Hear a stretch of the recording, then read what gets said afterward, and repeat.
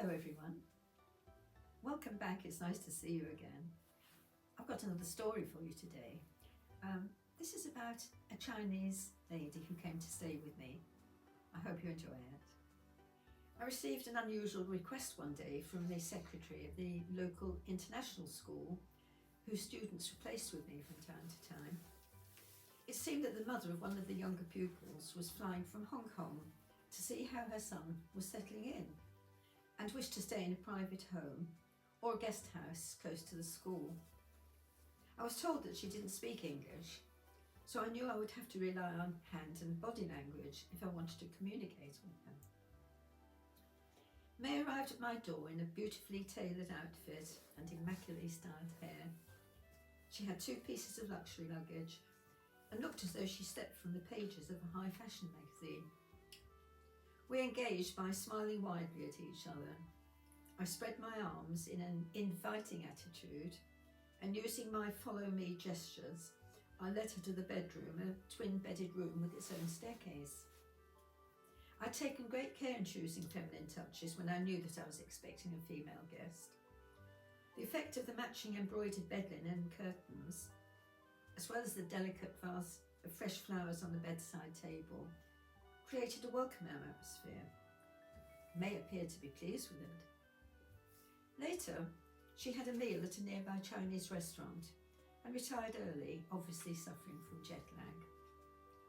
The next morning, she clearly demonstrated that she would like me to go with her, so I thought that a nearby quaint coffee house would provide her with an insight into English culture, albeit a fading one. The black dress, the starched white apron and the white headdress of the waitress must have made quite an impression on May, who politely accepted her drink. All okay so far, I thought to myself. But with half an hour or so to share our coffee, I wondered what conversation would be possible. Then May surprised me. From her fine leather wallet, she produced a small photograph, which she thrust into my hand. It was a photograph of a man. Since May had arrived at my home, she'd not uttered a single word of English, but now unexpectedly announced, "Man, divorce." Needing to make a response, I tried to shape the expressions on my face into a series of questions. When, why, etc. Understanding each other as only women can, regardless of any language barrier, May managed to convey to me her pleasure at being divorced and her low opinion of her husband. And so began our non-verbal relationship that was to last the 2 weeks of her stay in England.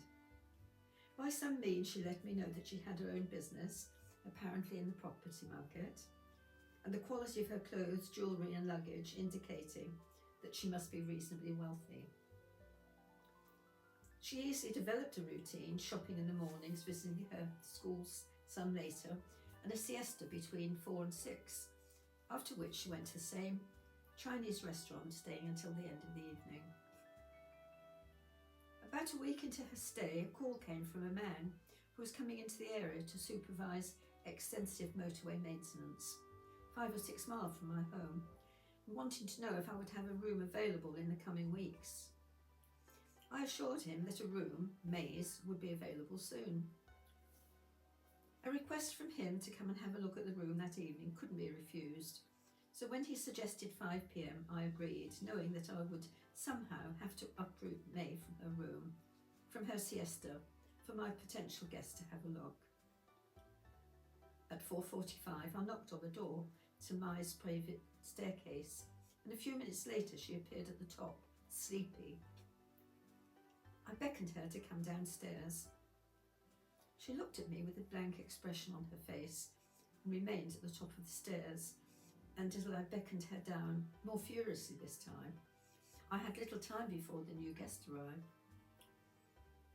Indicating the digit 5 on my watch and using one of only 2 English words she knew, man, I pointed upstairs, gesticulating a sleeping mode by cupping my palms together against my cheek, and at the same time closing my eyes and faking sleep.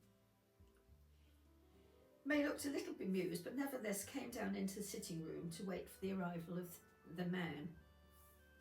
I greeted him at the door as he arrived on time and took him up to Mai's room, which she booked for the week after her departure. I breathed a sigh of relief that a potentially awkward situation had been neatly avoided. That evening, May invited me to join her at the favourite Chinese restaurant where she formed a relationship with the owner, who greeted us, eager to serve tasty food from her menu. Shortly after, she and May engaged in what appeared to be a serious conversation. A look of consternation crossed May's face as she began talking quickly and anxiously. The owner turned to me, saying that May was worried about something. "What's that?" I asked. "Can I help?" "May understands that there is a man who's going to share her bedroom and sleep in the other bed." So much for my body and hand language. I'd failed to convey to Mai that the man was only approving of the room, and only when she left would he move in.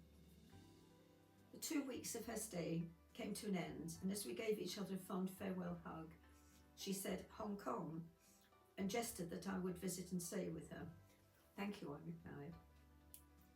Later, thinking about the whole encounter, I realised that despite May's anxieties about the prospect of a male bedroom companion, she hadn't packed her bags post-haste and found alternative accommodation.